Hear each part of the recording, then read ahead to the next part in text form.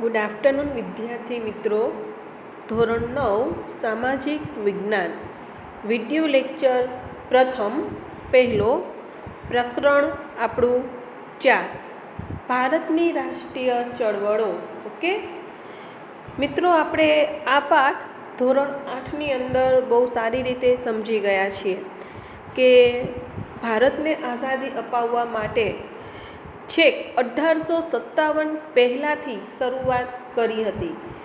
જુદા જુદા સમ્રાટોએ, જુદા જુદા રાજાઓએ, સૈનિકોએ, જુદા જુદા ક્રાંતિકારીઓએ પોતપોતાની રીતે ભારતને આઝાદી અપાવવા માટે ઘણી બધી ચળવળો કરી હતી.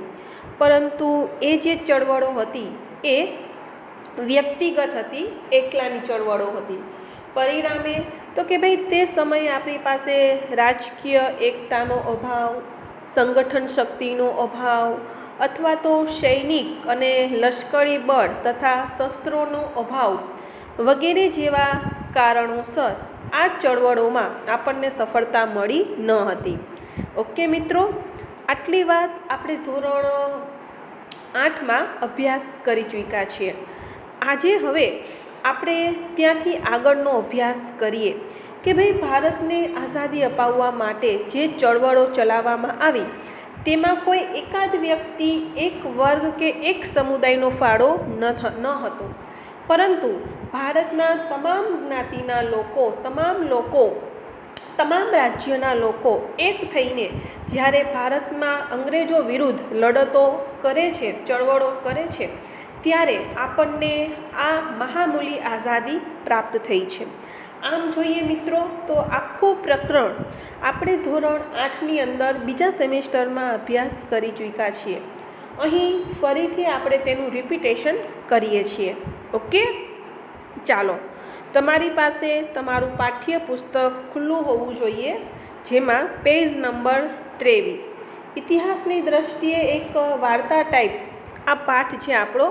તો તમે જેટલી શાંતિથી આ પ્રકરણને સમજવાનો પ્રયત્ન કરશો, ઇતિહાસના એક પછી એક બનાવોને સમજવાનો પ્રયત્ન કરશો, તો આઝાદી શું છે, એની કિંમત શું છે, કઈ રીતે આપણને આ મહામૂલી આઝાદી પ્રાપ્ત થઈ છે તેનો પરિચય આપણને મળશે. ઓકે, ચાલો, સૌથી પહેલાં મિત્રો આપણે જોઈએ પ્રસ્તાવના. ભારતની રાષ્ટ્રીય ચળવળો. ભારતના વસવાટ દરમિયાન બ્રિટિશરો ભારતની રાજકીય પરિસ્થિતિથી પરિચિત થયા. કે ભાઈ આપણને ખબર છે કે છેક 16મી સદીથી અંગ્રેજો, બ્રિટિશરો ભારતમાં વ્યાપાર કરવા આવ્યા અને ધીરે ધીરે વ્યાપારની સાથે સાથે તેઓ આપણા રાજકારણમાં પણ દખલ કરવા લાગ્યા. પરિણામે ભારત શું છે, તેના રાજાઓ કેવી રીતે દેશનું સંચાલન કરી રહ્યા છે, કઈ રીતે આ દેશ ચાલી રહ્યો છે, તેની સંપૂર્ણ માહિતી એ સમયના અંગ્રેજોએ મેળવી લીધી.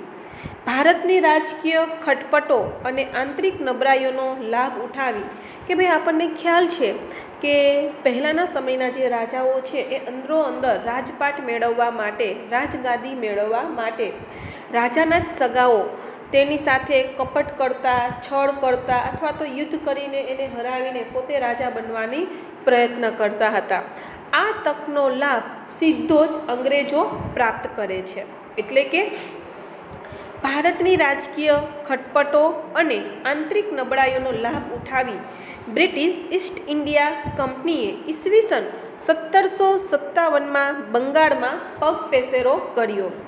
યાદ કરો, આપણે જોયું હતું કે પ્લાસીનું યુદ્ધ અને બક્સરનું યુદ્ધ, ત્યાર પછી તો આખો ભારતનો ઇતિહાસ જ બદલાઈ ગયો. પણ 1757માંથી ભારતમાં કાયદેસર રાજકીય સત્તા ઉપર અંગ્રેજોએ પોતાનું પ્રભુત્વ હાંસલ કરી લીધું હતું. ઈસવીસન 1857ના સંગ્રામ સુધી યાદ કરો મિત્રો, 1857નો સંગ્રામ પ્રથમ સેમેસ્ટર, જેમાં પાઠ 9મો આખું આપણે અભ્યાસ કરી ગયા છીએ કે શા માટે 1857નો યુદ્ધ થયું હતું, આ યુદ્ધમાં કોણે કોણે ભાગ ભજવ્યો હતો, આ યુદ્ધ શા માટે નિષ્ફળ ગયું અને તેના શું પરિણામો આવ્યા, એ વિગતવાર ચર્ચા આપણે ધોરણ 8ની અંદર કરી ચૂક્યા છીએ. ઓકે, ફરીથી આપણે શોર્ટમાં એનો સંપૂર્ણ પરિચય મેળવવાનો પ્રયત્ન કરશું. ઓકે. 1857ના સંગ્રામ સુધીના 100 વર્ષના શાસનકાળ દરમિયાન ભારત પર પોતાનું આધિપત્ય એટલે કે પોતાનું સામ્રાજ્ય અથવા તો પોતાનો હક જમાવી દીધો. અંગ્રેજોએ પોતાનું આધિપત્ય જળવાઈ રહે તે માટે દેશમાં મજબૂત વહીવટી માળખાનો ધીરે ધીરે વિકાસ કર્યો કે ભાઈ આ વિકાસ જે કર્યો છે એને આપણા માટે નહીં, પરંતુ અંગ્રેજો વ્યવસ્થિત રીતે સારી રીતે આખા ભારત ઉપર પોતાનો કંટ્રોલ કરી શકે, આખા દેશને સારી રીતે ચલાવી શકે પોતાના મન મુજબ. એટલા માટે તેણે જે વહીવટી માળખાઓ છે એમાં ઘણા બધા સુધારાઓ કર્યા.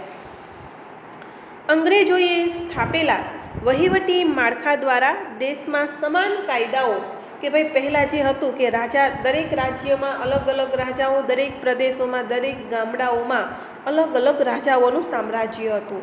એ રાજાઓ પોતાની ઈચ્છા અને પોતાની મરજી અનુસાર કાયદાઓ બનાવતા અને એ કાયદાઓનું પાલન કરાવતા અથવા તો પોતાની ઈચ્છા અનુસાર પોતાનું શાસન ચલાવવાનો પ્રયત્ન કરતા. પરંતુ અંગ્રેજો દ્વારા આ કાયદાઓને નાબૂદ કરીને આખા ભારતની અંદર એક સમાન કાયદાઓ, સમાન વહીવટ અને બ્રિટિશ પ્રણાલિકા એટલે કે બ્રિટિશમાં જે મુજબનું કાર્ય થાય છે એ મુજબનું કાર્ય અનુસારનું ન્યાયતંત્ર અમલમાં આવ્યું. આમ છતાં ભારતમાં રહેનારા અંગ્રેજોને ઇંગ્લેન્ડને વધુ લાભ થાય તેવા કાયદા અને વહીવટની સ્થાપના કરી. જો શરૂઆતમાં જ મેં તમને કહ્યું મિત્રો કે અંગ્રેજોએ ઘણા બધા સુધારા કર્યા, ઘણા નવા કાયદાઓ બનાવ્યા, પણ એ કાયદાઓ અને એ સુધારાઓ એણે આપણા માટે બનાવ્યા ન હતા. એનો એકમાત્ર હેતુ અથવા તો મુખ્ય હેતુ તો એ જ હતો કે ભારતના ભોગે પણ ઇંગ્લેન્ડને સમૃદ્ધ કરવું અથવા તો ઇંગ્લેન્ડનો વિકાસ કરવો. અંગ્રેજોએ ભારતના ભોગે ઇંગ્લેન્ડને સમૃદ્ધ બનાવી ભારતનું સૌથી વધુ આર્થિક શોષણ કર્યું. એટલે કે પૈસે ટકે અંગ્રેજોએ ભારતને સાવ કંગાળ કરી દીધો, સાવ ગરીબ નિર્બળ સ્થિતિમાં લાવીને ઊભો રાખી દીધો. એક સમયે જે દેશ સોનાની ખાણ કહેવાતી, આજે એ દેશ એકદમ ગરીબ અને આર્થિક રીતે પછાત દેશોમાં જેની ગણના થવા લાગી. ચાલો, આવું થયું એના માટે આ દેશને આઝાદી અપાવવા માટે કયા કયા પ્રયત્નો, કઈ ચળવળો કરવામાં આવી તેની આપણે સવિગત પરિચય મેળવીએ. તો મિત્રો, સૌથી પહેલું આવે છે 1857નો સંગ્રામ. ઓકે, 1857 પહેલાં પણ તો કે ભાઈ જુદા જુદા રાજાઓ, જુદા જુદા વ્યક્તિઓ પોતપોતાની રીતે સંગ્રામ લડતા હતા, પરંતુ એ જે સંગ્રામ હતો, એ જે લડતો હતી એ વ્યક્તિગત હતી. પરિણામે અંગ્રેજો સામે એ વ્યક્તિઓ, એ જ્ઞાતિઓ, એ સમુદાય ટકી શક્યા ન હતા. એટલે કે અંગ્રેજો આપણને જીતવા દે તેમ ન હતા. પરંતુ 1857ના સંગ્રામમાં ભારતના મોટાભાગના રાજાઓ એકજૂથ થયા, મોટાભાગના પ્રદેશના લોકો એકજૂથ થયા. ટૂંકમાં અંગ્રેજોને કારણે જે લોકોને પરેશાની હતી, જેમ કે કારીગર વર્ગ, ખેડૂત વર્ગ, ઉદ્યોગપતિઓ, રાજાઓ, મંત્રીઓ, સૈનિકો, જે વ્યક્તિઓને અંગ્રેજોથી તકલીફ હતી તે તમામ લોકો આ સંગ્રામમાં જોડાયા અને આ સંગ્રામને સફળ કરવા માટેનો પ્રયત્ન કર્યો. પણ એમાં પણ ક્યાંક કચાશ રહી ગઈ મિત્રો કે આ સંગ્રામમાં ધાર્યું પરિણામ આપણને મળ્યું નહીં. કારણ કે આપણા જ કેટલાક લોકોએ આ સંગ્રામમાં આપણને બદલે અંગ્રેજોને જાસૂસ તરીકે કાર્ય કર્યું.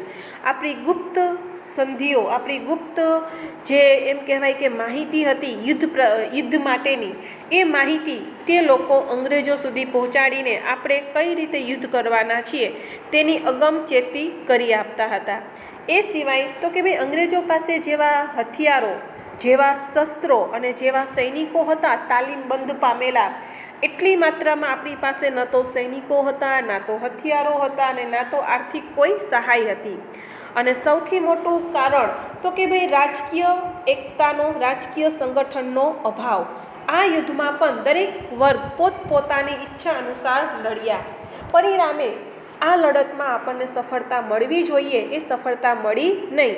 અને મંગલ પાંડે નામનો એક સૈનિક તો એટલો અધીરો થઈ ગયો કે જેણે આ લડાઈ 1 મહિના પછી શરૂ થવાની હતી એના બદલે 1 મહિના પહેલાં જ શરૂ થઈ ગઈ. તો આવા વિવિધ કારણોસર આ સંગ્રામને સફળતા ન મળી. પણ આનું એક દૂરોગામી અસર તો એ સમયે પણ જોવા મળી કે અંગ્રેજો ચેતી ગયા અને એમને ખ્યાલ આવી ગયો કે હવે વધુ સમય આપણે ભારતમાં રહી શકશું નહીં. જો ભારતમાં આપણે લાંબો સમય ટકવું હશે તો આથી વધારે કાયદાઓ કડક બનાવવા પડશે. ચાલો મિત્રો આપણે એનો પરિચય મેળવીએ. ભારતમાં 1857નો સ્વાતંત્ર્ય સંગ્રામ થવા માટે રાજકીય અસંતોષ કે ભાઈ ઘણા બધા રાજાઓનું રાજ્ય અંગ્રેજોએ છીનવી લીધું હતું. આર્થિક શોષણ કે આપણા ઉદ્યોગ ધંધા પડી ભાંગ્યા હતા. ખેડૂતોની ખેતી અંગ્રેજોએ હડપ કરી લીધી હતી. આપણા કારીગરો બેરોજગાર થઈ ગયા હતા. આપણા દેશમાં બનતો માલ 80% જકાત સાથે એકદમ મોંઘો પડી રહ્યો હતો. એટલે કે આર્થિક દ્રષ્ટિએ અંગ્રેજોએ આપણું ભરપૂર શોષણ કર્યું. સામાજિક અને ધાર્મિક પરિબળો કે ભાઈ અંગ્રેજો દ્વારા જે ઘણા ખરા સુધારાઓ કરવામાં આવ્યા, જેમ કે દીકરીને દૂધ પીતી કરવાનો કુરિવાજ દૂર કર્યો, વિધવા વિવાહને પુનઃ લગ્ન કરવાની છૂટ આપી, બાળ લગ્ન ઉપર પ્રતિબંધ મૂકવામાં આવ્યો, સતી પ્રથા ઉપર પ્રતિબંધ મૂકવામાં આવ્યો, મૂર્તિ પૂજાનો વિરોધ કર્યો. આવા ઘણા બધા કાયદાઓ કે જે અંગ્રેજો દ્વારા અમલમાં કરવામાં આવ્યા હતા, જેનાથી પણ એ સમયના એક અમુક ચોક્કસ વર્ગને એવું લાગ્યું કે અંગ્રેજો આપણું ધર્મ પરિવર્તન કરવા માંગે છે, આપણો ધર્મ ભ્રષ્ટ કરવા માંગે છે. એટલે કે ધાર્મિક દ્રષ્ટિવાળા લોકો પણ આ લડાઈમાં, આ ચળવળમાં સામેલ થયા. લશ્કરી પરિબળો કે જેમાં આપણને ખબર છે કે અંગ્રેજ સૈનિક હોય તો એને 150 રૂપિયા જેટલો પગાર ચૂકવવામાં આવતો અને એ જ જગ્યાએ જો કોઈ ભારતીય સૈનિક હોય તો તેને માત્ર 7 રૂપિયા જેટલો જ પગાર ચૂકવવામાં આવતો. પણ આ સંગ્રામ શરૂ થવા માટેનું એ સમયનું એક તત્કાલીન કારણ એટલે કે એનફિલ્ડ રાઇફલ કે જેની બનાવટમાં એમાં કારતૂસ તોડીને એનો દારૂ ગોળો એ બંદૂકમાં ભરવો પડતો હતો. પણ એ જે કારતૂસ હતી તે ગાય અને ડુક્કરની ચરબીથી બનાવવામાં આવતી.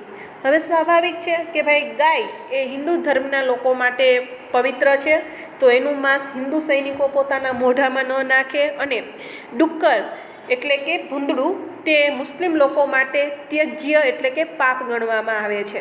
પરિણામે એ સૈનિકોએ આ કારતૂસનો વિરોધ કર્યો, પરંતુ અંગ્રેજ સરકારે ફરજિયાત આ કારતૂસ વાપરવા માટે આગ્રહ કર્યો.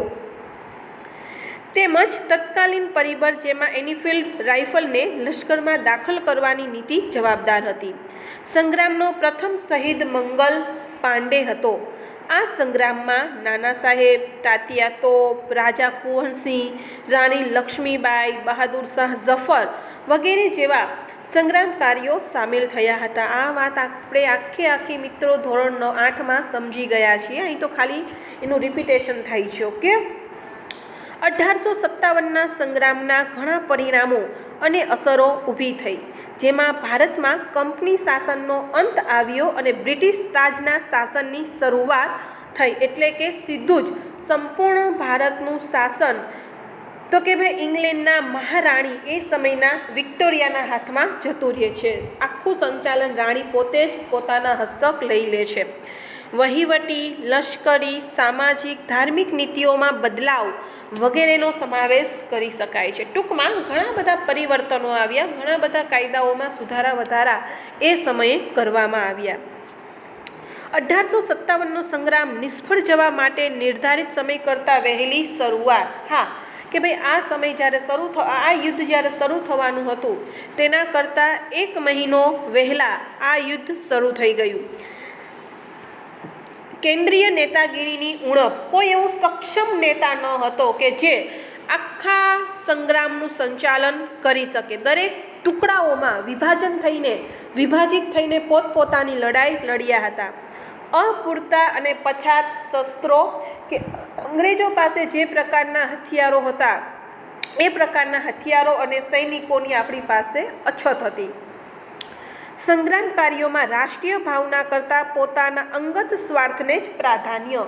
આ મેઇન રીઝન હતું કે ભાઈ આ સંગ્રામમાં યુદ્ધ લડનાર દરેક વ્યક્તિ ભારતને આઝાદી અપાવવી છે એ ઉદ્દેશ્યથી યુદ્ધ નહોતા લડ્યા, પણ માત્ર પોતાના જ પ્રદેશને આઝાદી અપાવવી છે સંકુચિત માનસિકતા સાથે આ યુદ્ધ લડવામાં આવ્યું. પરિણામે રાષ્ટ્રીય ભાવના કરતાં પ્રાદેશિક સ્વાર્થ વધારે કારણભૂત બન્યો. યોગ્ય અને સંગઠિત નેતૃત્વનો અભાવ વગેરે જેવા કારણો આ યુદ્ધને નિષ્ફળ જવા માટે જવાબદાર હતા.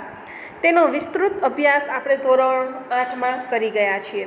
ચાલો ત્યાર પછી આપણે જોઈએ બહિષ્કાર અને સ્વદેશી ચળવળ. કે બહિષ્કાર એટલે શું? તો કે ભાઈ મેઇન રીઝન એ છે કે અંગ્રેજો આજે આપણા દેશમાં એ સમયમાં લાંબો સમય સુધી ટકી શક્યા, તો એનું એકમાત્ર કારણ તો કે ભાઈ અંગ્રેજોનો માલ આપણા દેશમાં વહેંચાય છે અને તેના કાયદા કાનૂનનું આપણે પાલન કરીએ છીએ. જો આપણે અંગ્રેજોનો માલ જ નહીં ખરીદીએ તો સ્વાભાવિક છે કે એનો માલ નહીં વેચાય તો એ લોકો ખોટ ખાઈને આપણા દેશમાં રહેશે નહીં. એ સિવાય તો કે ભાઈ આપણો દેશ છે, આપણા દેશને ચલાવવા માટે કેવા નીતિ નિયમો હોવા જોઈએ તે આપણે બનાવવાના છે, નહીં કે અંગ્રેજો. એટલે કે અંગ્રેજો દ્વારા બનાવવામાં આવેલા કોઈ પણ કાયદાઓનું પાલન કરવું નહીં. એના બદલે સ્વદેશી એટલે કે પોતાના જ દેશમાં બનતી ચીજ વસ્તુઓનો વપરાશ કરવો અને વિદેશથી આવતી કોઈ પણ વસ્તુઓનો બહિષ્કાર કરવો એટલે કે વાપરવાનો ઇનકાર કરવો. ઓકે, ચાલો આ બહિષ્કાર અને સ્વદેશી ચળવળના ભાગ સ્વરૂપે આપણે બંગાળાની ચળવળનો અભ્યાસ કરીશું, જેને આપણે બંગભંગ ચળવળ તરીકે પણ ઓળખીએ છીએ. ઓકે, ચાલો ભારતની રાષ્ટ્રીય ચળવળોમાં એક મહત્ત્વનો બનાવ હતો બંગાળાના આંદોલન સાથે બહિષ્કાર અને સ્વદેશી ચળવળ. કે એક વસ્તુ હું તમને કહી દઉં મિત્રો કે ભાઈ એ સમયે સૌથી વધારે મોટો અને શિક્ષિત પ્રાંત એટલે કે રાજ્ય જો કોઈ હોય તો એ પશ્ચિમ બંગાળા, જેને આપણે અત્યારે પશ્ચિમ બંગાળા ન કહી શકીએ પણ બંગાળા કહી શકીએ. ઓકે, કેમ કે તે સમયે બંગાળા એટલે ઓડિશા, બાંગ્લાદેશ અને અત્યારનો જે પશ્ચિમ બંગાળા છે એ પ્રદેશો ભેગા થાય ત્યારે બંગાળ રાજ્ય બનતું હતું. તો કે ભાઈ એ સમયે સૌથી વધારે વસ્તી તો કે બંગાળ રાજ્યમાં હતી અને એ પણ શિક્ષિત. મોટા ભાગના ચળવળોની શરૂઆત બંગાળામાંથી જ થતી હતી. પરિણામે માત્ર અને માત્ર રાજકીય ચળવળોને દબાવવા માટે અને એ સમયે કે ભાઈ કોઈ પણ ચળવળો ન થાય આવા હેતુઓ અને આવા ઉદ્દેશ્યને પાર પાડવા માટે જ એ સમયના અંગ્રેજોએ જાણીબૂજીને બંગાળાના 2 ભાગલા પાડ્યા 1905માં. જેમાં તો કે ભાઈ રાષ્ટ્રીય ચળવળો ધીમી પડે અને કોમી એકતા જે છે એ તૂટે એ માટેના એને પ્રયાસો કર્યા. એટલે કે બંગાળાના જે 2 ભાગલા પાડ્યા, જો ખરેખર એને બંગાળાના 2 ભાગલા પાડવા જોઈએ તો સરખી વસ્તીવાળા એને ભાગલા પાડવા જોઈએ, પરંતુ એને એક તરફ બંગાળામાં હિન્દુ ધર્મના લોકોની વસ્તી વધારે અને મુસ્લિમ ધર્મના લોકોની વસ્તી ઓછી રાખી. જો બીજી બાજુમાં મુસ્લિમ ધર્મના લોકોની વસ્તી વધુ રાખી અને હિન્દુ ધર્મના લોકોની વસ્તી ઓછી રાખી. અને સમયાનુસારે દરેક ધર્મના લોકોને એ ચડાવતા કે ભાઈ આ જગ્યાએ તો કે હિન્દુઓનું વધારે સંખ્યા છે તો મુસ્લિમોને અન્યાય કરવામાં આવશે, તો બીજી બાજુએ મુસ્લિમોને ચડાવતા કે ભાઈ મુસ્લિમોની સંખ્યા વધારે છે તો હિન્દુઓને અન્યાય કરવામાં આવશે. પણ એ સમયની શિક્ષિત અને જાગૃત પ્રજા આ બાબત સમજી ગઈ હતી કે ભાઈ ખરેખર અંગ્રેજો આપણી રાષ્ટ્રીય એકતાને તોડવા માટે જ આ ભાગલા પાડ્યા છે. તો જ્યાં સુધી આ ભાગલા રદ કરવામાં નહીં આવે અને ફરીથી આખા બંગાળાને એક કરવામાં નહીં આવે ત્યાં સુધી બંગભંગ આંદોલન શરૂ કરવામાં આવ્યું. અને આ બંગભંગ આંદોલનનો મુખ્ય હેતુ તો કે ભાઈ વિદેશી વસ્તુઓનો બહિષ્કાર કરવો અને સ્વદેશી વસ્તુઓ જ ખરીદવી. ઓકે મિત્રો, આટલી વસ્તુ યાદ રાખજો. જો આટલો પોઈન્ટ તમને સમજાઈ ગયો હોય તો હવે આગળનું જે છે એ વ્યવસ્થિત તમે સમજી શકશો. ઓકે, ભારતની રાષ્ટ્રીય ચળવળોમાં એક મહત્વનો બનાવ હતો બંગભંગ આંદોલન 1905ની સાથે સાથે બહિષ્કાર અને સ્વદેશી ચળવળો. અંગ્રેજોની કૂટનીતિના પરિણામરૂપ ભાગલા પાડો અને રાજ કરો વાઇસરોય લોર્ડ કર્ઝન કે જાણતો હતો કે લાંબો સમય સુધી જો આપણે ભારતમાં ટકવું હોય તો હિન્દુ મુસ્લિમોને ભાગલા કરી અને લાંબો સમય સુધી આપણે ટકી શકીએ છીએ. ભાગલા પાડો અને રાજ કરોની નીતિ લીધી હતી. બહિષ્કાર અને સ્વદેશી ચળવળને વેગ મળ્યો.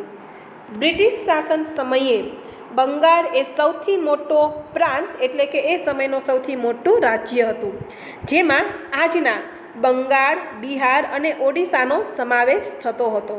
ભારતના બીજા પ્રદેશો કરતાં બંગાળ એ રાષ્ટ્રીય ચેતનાનું કેન્દ્ર બિંદુ હતું, એટલે કે મોટા ભાગની ચળવળોની શરૂઆત લગભગ બંગાળામાંથી જ શરૂ થતી હતી. રાષ્ટ્રીય ચળવળનો વેગ અને વિચાર બંગાળામાંથી જ મળતો. વળી 1857માં સંગ્રામમાં હિન્દુ અને મુસ્લિમ એક સાથે અંગ્રેજો સામે લડ્યા હતા. તેથી ભાગલા પાડો અને રાજકરોની અંગ્રેજોની કૂટનીતિ દ્વારા કોમવાદ એટલે કે ધર્મને લઈને કરવામાં આવતા લડાઈ ઝઘડાને ઉત્તેજન આપવા માટે પણ આ ભાગલા પાડવામાં આવ્યા હતા તેવું માનવામાં આવે છે. વાઇસરોય કર્ઝન દ્વારા વિશાળ બંગાળ પ્રાંતના વહીવટી કાર્યક્ષમતા લાવવાના બહાના હેઠળ પૂર્વ બંગાળ અને પશ્ચિમ બંગાળ એમ બે ભાગલા પાડવામાં આવ્યા. બંગાળાના ભાગલાનો ઉગ્ર વિરોધ શરૂ થયો કે જે દિવસે વાઇસરોય લોર્ડ કર્ઝને એવું બહાનું બનાવ્યું હતું કે આવડા મોટા પ્રાંતનું, આવડા મોટા રાજ્યનું વહીવટ કરવું શક્ય નથી, એટલે વહીવટી સરળતા ખાતર જ બંગાળાના ભાગલા કરવામાં આવી રહ્યા છે. પરંતુ એ સમયની જાગૃત પ્રજા એ વસ્તુથી વાકેફ હતી કે ખરેખર કયા કારણસર આ ભાગલા પાડવામાં આવી રહ્યા છે. એટલે કે જે દિવસે વાઇસરોય લોર્ડ કર્ઝને બંગાળાના ભાગલા શરૂ કર્યા તે જ દિવસે સમગ્ર બંગાળામાં આના માટેનો વિરોધ કરવામાં આવ્યો. એટલે કે આખા બંગાળામાં હડતાળો પાડવામાં આવી, ધરણાઓ કરવામાં આવ્યા, સૂત્રોચ્ચાર કરવામાં આવ્યા, રેલીઓ કાઢવામાં આવી. એટલું જ નહીં પરંતુ રવિન્દ્રનાથ ટાગોરના કહેવાથી આ દિવસને રાષ્ટ્રીય એકતા દિન તરીકે ઉજવવામાં આવ્યો. એટલે કે અંગ્રેજોને સ્પષ્ટ ચેતવણી આપવામાં આવી કે તમે અમને અલગ કરવા માંગો છો પણ અમે ખરેખર એક જ છીએ, અને આ રાષ્ટ્રીય એકતાની તાકાત બતાવવા માટે હિન્દુઓના કાંડે મુસ્લિમોએ રાખડીઓ બાંધી અને મુસ્લિમોના કાંડે હિન્દુઓએ રાખડીઓ બાંધી. આમ હિન્દુ મુસ્લિમ ભાઈ ભાઈ એવું દર્શાવવા માટે અને રાષ્ટ્રીય એકતાને વધુ મજબૂત બનાવવા અને કોમવાદને દૂર કરવા માટે આ કામ કરવામાં આવ્યું હતું. ઓકે, ચાલો. બંગાળના ભાગલાનો ઉગ્ર વિરોધ શરૂ થયો. 16 ઓક્ટોબર 1905ના રોજ બંગાળ પ્રાંતના બંગાળ રાજ્યના ભાગલાનો અમલ કરાયો. એટલે કે બંગાળાના ભાગલા કાયદેસર વિધિવંત કરવામાં આવ્યા. તે દિવસ સમગ્ર બંગાળ પ્રાંતમાં રાષ્ટ્રીય શોક દિન તરીકે ઉજવવામાં આવ્યો કે ભાઈ આ એક સૌથી રાષ્ટ્રના હિત માટે ખરાબ કૃત્ય છે એમ. તે દિવસે તમામ વિદેશી માલના બહિષ્કારનું આંદોલન અને સ્વદેશી માલના ઉપયોગને ઉત્તેજન આપવાનું એલાન પણ આપવામાં આવ્યું. એટલે કે જ્યાં સુધી બંગાળાના ભાગલા રદ કરવામાં ન આવે ત્યાં સુધી કોઈ પણ ભારતીય, ખાસ કરીને બંગાળની પ્રજા વિદેશથી આવતી કોઈ પણ ચીજ વસ્તુઓ ખરીદશે નહીં. માત્ર અને માત્ર ભારતમાં થતી વસ્તુઓ જ ખરીદવી. બંગાળી પ્રજા જ માત્ર નહીં પરંતુ ભારતના અન્ય લોકો પણ માનવા લાગ્યા કે હિન્દમાં રાષ્ટ્રવાદનો જે જુવાળ જે જોરશોરથી શરૂ થયો છે, એટલે કે રાષ્ટ્રવાદનો જે પ્રેમ જે જોશથી શરૂ થયો છે તે રોકવા જ આ વિભાજન કરાયું છે, આ ભાગલા પાડવામાં આવ્યા છે. તે દિવસે સમગ્ર બંગાળમાં હિન્દુ મુસ્લિમોએ એકાબીજાને હાથે રાખડી બાંધીને સંગઠન શક્તિના દર્શન કરાવ્યા કે અમે એક જ છીએ. આ આંદોલનના મહત્ત્વના 3 લક્ષણો હતા: સ્વદેશી અપનાવવું, વિદેશી માલનો બહિષ્કાર કરવો અને રાષ્ટ્રીય શિક્ષણ અપનાવવું.